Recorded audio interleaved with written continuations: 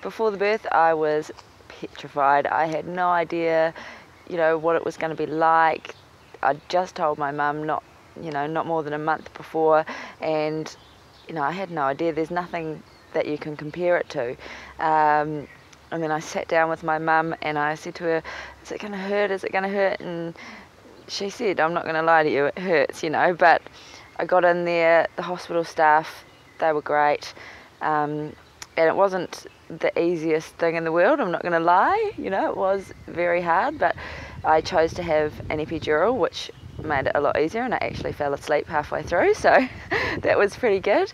And then woke up just in time to push, and I had my mum in there with me, and I had the midwife in there, and it all just went nice and smoothly after that. It was good.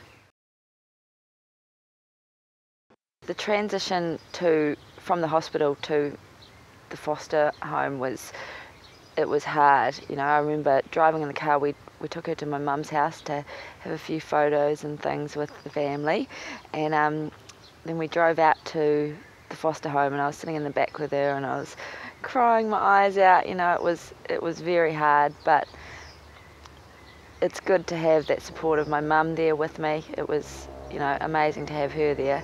And when we dropped her off, stayed around and got to know Liz, the woman that she was going to be staying with, so I felt comfortable, and that she was a wonderful woman, and she absolutely was. And then leaving was the hardest thing I think I've ever had to do, because she's so new and little, and I just wanted to go back, but I knew that I had to be strong. I was making the right decision, and it was just really hard. The first few months, they had their ups and downs. My mum was excellent. I went and stayed with her for a while. She was really supportive. We'd get up in the morning, and it was amazing. We'd find something that was great about the day. Like I'd go, "Look, Mum, I lost half my baby weight today." Like find something really cool that's gone on that day, and make a great occasion of it, even if it was absolutely nothing. And it was a bit of a bonus being able to be off work as well. Bit of time to relax and think and try and get back to a little bit of normality, even though what's normal. But there were downs as well. You'd think about things and you'd be sad, and that's when it was good to have my mum around, and she was a great support, and she kind of learnt how to take my mind off it as well, because there's sometimes when it's good to talk about it, and then there are sometimes when it's good to just distract yourself for a little while, because sometimes that's all you need, is just to think about something else. I felt that it was a bit of a grieving process, because you are going through a loss of sorts.